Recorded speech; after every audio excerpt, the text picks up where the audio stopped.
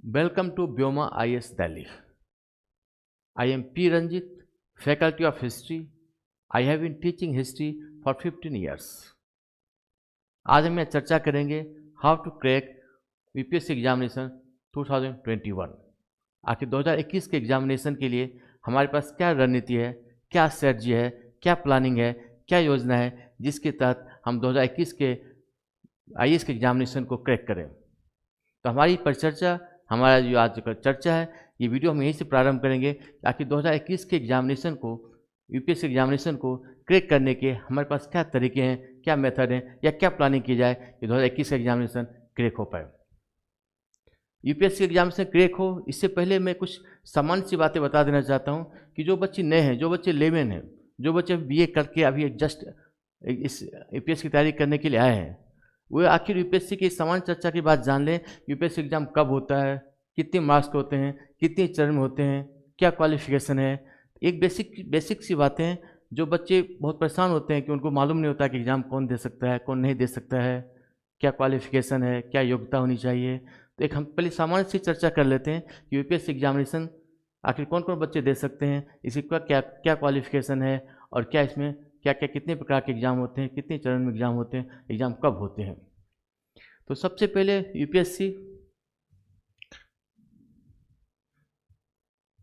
UPSC examination, जिसे आमतौर पर आम भाषा में आईएएस एग्जामिनेशन कहा जाता है। हालांकि आईएएस के साथ साथ ये 20-22 और भी कई सारे एग्ज़ाम सर्विसेज के एग्ज़ाम इसमें कंडक्ट होते हैं। ये सिर्फ आईएएस के नहीं, आईएएस के अलावा आईएएस, आईपीएस, आईएफएस, आईआरएस, ऐसे बहुत सारे करीबन 20 से 22 एग्जामिनेशन सर्विसेज होते हैं जिसके एग्ज़ाम यूपीएससी कंडक्ट करवाती है, जिसमें सबसे प्रमुख सर्विसेज हैं आईएएस, आईपीएस, आईएफएस वगैरह। एक बात मैं और यहाँ क्लियर कर दूँ, सर्विसेज दो प्रकार के होते हैं, एक ऑल इंडिया सर्विसेज, एक सेंट्रल सर्विसेज। तो ये एग्जाम के पर्पज से ध्यान रखेंगे आप कि ऑल इंडिया सर्विसेज तीन ही सर्विसेज हैं जो ऑल इंडिया सर्विसेज हैं। अखिल भारतीय सेवा हैं, आईएएस इंडियन एडमिनिस्ट्रेटिव सर्विस, भारतीय प्रशासनिक सेवा, आईपीएस भारतीय पुलिस सेवा और आईएफएस भारतीय वन सेवा।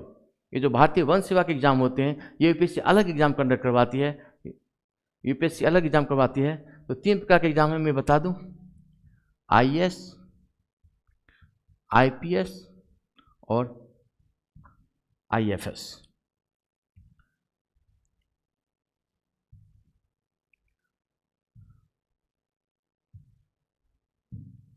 तो ये आईएएस एग्जामिनेशन, आईपीएस एग्जामिनेशन और आईएफएस, ये जो आईएफएस है भारतीय वन सेवा, ये एग्ज़ाम यूपीएससी अलग ढंग से करवाती है जिसका इस एग्ज़ाम से कोई मतलब नहीं है। हम तो यहाँ आईएफएस की बात करते हैं, वो भारतीय वन सेवा है, और यूपीएससी में जो एग्ज़ाम आईएफएस का होता है उसे भारतीय विदेश सेवा कहा जाता है। तो तीन प्रकार की सर्विसेज है जिसे हम यहाँ कंडक्ट करवाते हैं। अब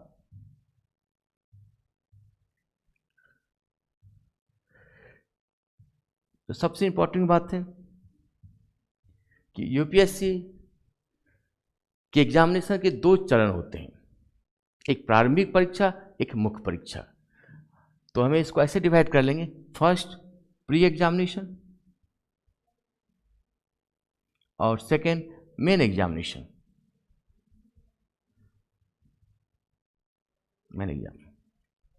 इस मेन एग्जाम के भी दो चरण होते हैं, दो भाग में बांटा जाता है, एक मेन एग्जामिनेशन मुख्य परीक्षा और इसी का एक पार्ट होता है इंटरव्यू।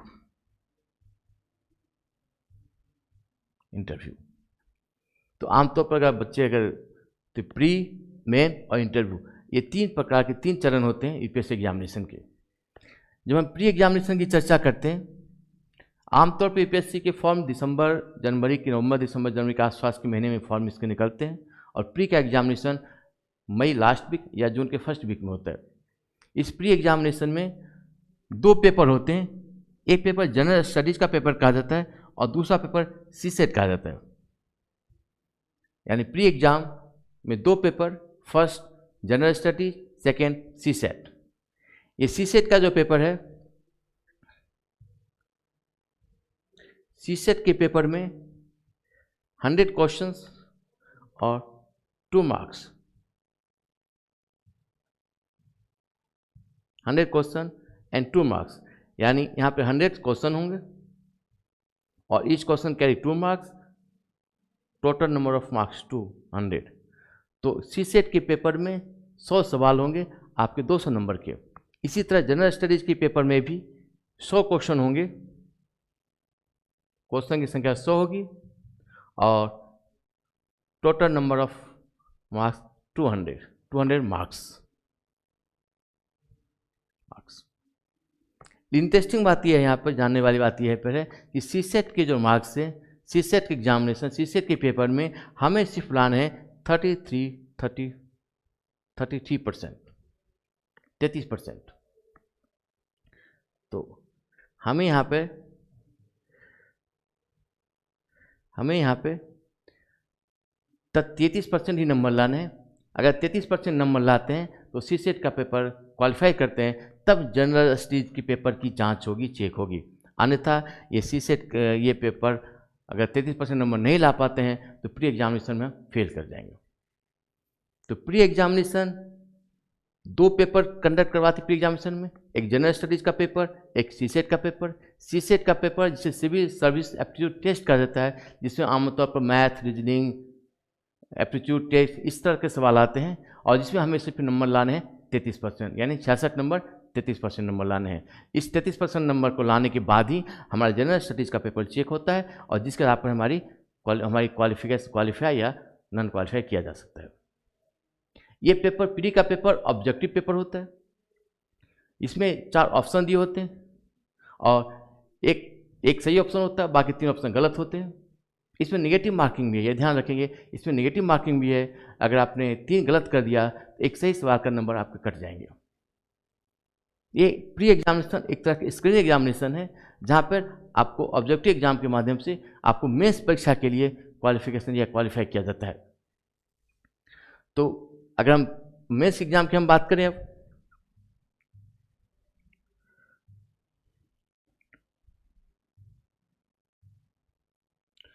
तो सबसे इम्पोर्टेंट एग्जाम यूपीएससी का मेंस एग्जाम ही माना जाता है। मेंस एग्जामिनेशन में पहले 2 पेपर होते हैं, एक इंग्लिश का पेपर, एक राष्ट्रीय भाषा का पेपर। इसे हम ऐसे समझेंगे, एक इंग्लिश,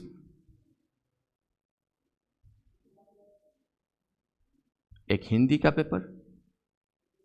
यहाँ पर हिंदी की जगह हम 8वीं अनुसूची में शामिल कोई भी भाषा ले सकते हैं, तो हिंदी और इंग्लिश दोनों पेपर इस कैरी 300 मार्क्स। 300 मार्क्स। लेकिन ये जो दोनों पेपर हैं ये सिर्फ क्वालिफाइंग नेचर के हैं, इन्हें हमें सिर्फ क्वालिफाई करना है। इनके मार्क्स जुड़ते नहीं हैं, ऐड नहीं होते हैं। लेकिन अगर इसे क्वालिफाई नहीं करने पर हमारे आगे की कॉपी चेक नहीं होगी, आगे एग्जाम बेकार हो जाएगा। तो खैर ये जो पेपर होते हैं ये क्वालिफाइंग नेचर के होते हैं। इसके बाद एक पेपर हमारा एसए का होगा। इसके अलावा जनरल स्टडीज के 4 पेपर होते हैं, general study paper 1, general study paper 2, general study paper 3 और जनरल स्टडी पेपर 4। ये सभी 250, 250, 250, 250 और 250 मार्क्स के होते हैं। तो एसए पेपर, निबंध का पेपर, जनरल स्टडी के 4 पेपर, ये आपके मुख्य परीक्षा के सब्जेक्ट हैं, विषय हैं, पहलू हैं। इसके अलावा हमें एक ऑप्शनल सब्जेक्ट लेने पड़ेंगे। ऑप्शनल सब्जेक्ट लेने पड़ेंगे जिसके 2 पेपर होते हैं, यानी 1, 2, 3, 4, 5, आप इसको 6, 7। ऑप्शनल सब्जेक्ट के 2 पेपर होते हैं, यानी टोटल पेपर की संख्या गिनी जाए तो 1, 2, 3, 4, 5, 6, 7 आपके 7 पेपर एग्जाम होते हैं। मुख्य परीक्षा में 7 पेपर होंगे, हिंदी इंग्लिश को छोड़ दिया जाए तो। ये 7 नंबर इस पेपर कैरी 250 मार्क्स, सभी पेपर 250 नंबर के होते हैं, और जिसके आधार पर आपकी मुख्य परीक्षा में आपका चयन किया जा सकता है। तो ये 250 नंबर के होते हैं, जिसके लिए आपको आमतौर पर हर 10 साल से देखा जाता है 50% मार्क अगर आप कैरी करते हैं तो मुख्य परीक्षा में सिलेक्शन हो सकता है। इसके बाद अगर आप मुख्य परीक्षा को पास करते हैं फिर आपका आता है इंटरव्यू का चरण। इंटरव्यू 275 मार्क्स के होते हैं। ये जानने वाली बात है कि इंटरव्यू और मेंस दोनों के नंबर जुड़कर आपकी फाइनल मेरिट लिस्ट तैयार होती है। यहाँ इंटरव्यू के मार्क्स भी मेंस के मार्क्स भी दोनों नंबर जुड़ेगा और फिर अंततः फाइनल मेरिट लिस्ट तैयार होती है। प्री के नंबर नहीं जुड़ते हैं। प्री सिर्फ एक स्क्रीनिंग टेस्ट है जिसे आप क्वालिफाई करने के बाद ही आप मेंस और इंटरव्यू दे पाएंगे। तो ये जो एग्जामिनेशन है मेंस की एग्जामिनेशन है, ये भी ध्यान देने वाली बात है। मेंस की एग्जामिनेशन है वो एक लिखित परीक्षा है, रिटन टेस्ट है। यहाँ आपको लिखने पड़ेंगे। ये ऑब्जेक्टिव एग्जामिनेशन नहीं है बल्कि आपको बड़े बड़े क्वेश्चन होते हैं, 200 शब्दों में आपको सवाल के जवाब देने पड़ेंगे।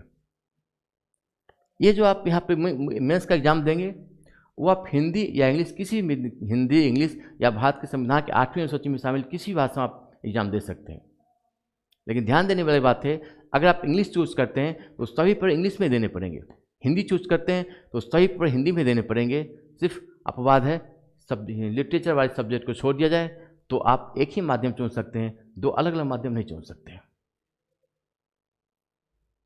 तो सबसे मैं एक बार कंक्लूड कर देता हूँ कि यूपीएससी के 3 चरण होते हैं। Pre main interview. जो प्री का एग्जामिनेशन होता है आमतौर पर मई के लास्ट महीने या जून के फर्स्ट वीक में होता है, जिसमें 2 पेपर होते हैं, एक सीसेट का पेपर, एक जनरल स्टडीज का पेपर। सीसेट का पेपर सिर्फ क्वालिफाइंग नेचर का होता है जिसमें हमें 33% नंबर लाने होते हैं। सीसेट के नंबर लाने के बाद ही जनरल स्टडीज का पेपर चेक होता है। इसके बाद नवंबर दिसंबर के महीने में मेन एग्जाम होता है जिसमें हमें एक एसी का पेपर, एक वैकल्पिक विषय और 4 पेपर जनरल स्टडीज के लेने पड़ते हैं। ये परीक्षा लिखित परीक्षा होती है। और ध्यान देने की बात है वैकल्पिक विषय के 2 पेपर होते हैं। आप वैकल्पिक विषय कोई भी चूज कर सकते हैं। आप किसी भी स्ट्रीम के स्टूडेंट हो, मेडिकल हो, इंजीनियरिंग हो, लॉ आपने कर रखा है, MBA कर चुका हो, फिर भी आप किसी भी सब्जेक्ट को चूज कर सकते हैं। इसमें आपकी कोई बैकग्राउंड नहीं देखी जाती कि आपने इंजीनियर है, डॉक्टर है, MBA है या क्या है। अगर आप मेंस में क्वालिफाई करते हैं तो फिर इंटरव्यू होगी और मेंस और इंटरव्यू दोनों के नंबर जुड़ने के बाद अंततः फाइनल मेरिट लिस्ट तैयार होती है और जिसके आधार पर आपका IAS, IPS, IFS वगैरह डिफरेंट टाइप की सर्विसेज में आपके रैंकिंग के आधार पर आपकी डिफरेंट सर्विसेज में आपको भेजा जा सकता है। यूपीएससी के फॉर्म आमतौर पर दिसंबर के लास्ट महीने के आसपास में निकलते हैं। तो एक बेसिक जानकारी थी। जो बच्चे लेमेन हैं, जो बच्चे अभी जुड़े हों, IAS की तैयारी करना प्रारंभ किए हों, उनके लिए पता होना चाहिए कि एग्ज़ाम कब होते हैं, कब होते हैं, कितने नंबर के होते हैं और कितने चरण में होते हैं। एक बात और, इस एग्जामिनेशन के लिए जो क्वालिफिकेशन है वो सिर्फ और सिर्फ BA है। इसके लिए कोई स्पेशलाइज डिग्री, स्पेशलाइज कोई कोर्स या कोई अन्य योग्यता नहीं मानी जाती है। सिर्फ अगर आप BA कर चुके हों या BA करने वाले हों, 3rd ईयर फाइनल में एग्ज़ाम दे रहे हों तो भी आप एग्ज़ाम को दे सकते हैं, बशर्ते आपके फाइनल रिजल्ट एग्ज़ाम के यूपीएससी एग्ज़ाम के रिजल्ट के आने के साथ साथ आपके फाइनल रिजल्ट भी आ जाए। तो इस एग्जामिनेशन का ध्यान रखिएगा, आपकी क्वालिफिकेशन सिर्फ और सिर्फ BA है। तो एक्स्ट्रा एक्टिविटी, एक्स्ट्रा करिकुलम यहाँ पर आपके नहीं कोई डिमांड नहीं करती यूपीएससी। एग्ज़ाम आप हिंदी में, इंग्लिश में दोनों माध्यम में दे सकते हैं और एग्ज़ाम तीन चरण में होंगे, प्री, मेंस और इंटरव्यू। तो ये बेसिक जानकारी थी जो मैंने आप इस वीडियो के माध्यम से आपको देने का प्रयास किया। अब जो सबसे इम्पोर्टेंट बात है, इसकी तैयारी कैसे की जाए। तो अब नेक्स्ट वीडियो में आपको बताएंगे कि इसकी तैयारी के लिए सफल रणनीति क्या होनी चाहिए, क्या स्ट्रेटजी हो कि हम 2021 का एग्ज़ाम फाइट कर पाएँ, क्लियर कर पाएँ। इसके लिए हम अगले वीडियो में आपसे चर्चा करेंगे। Thank you.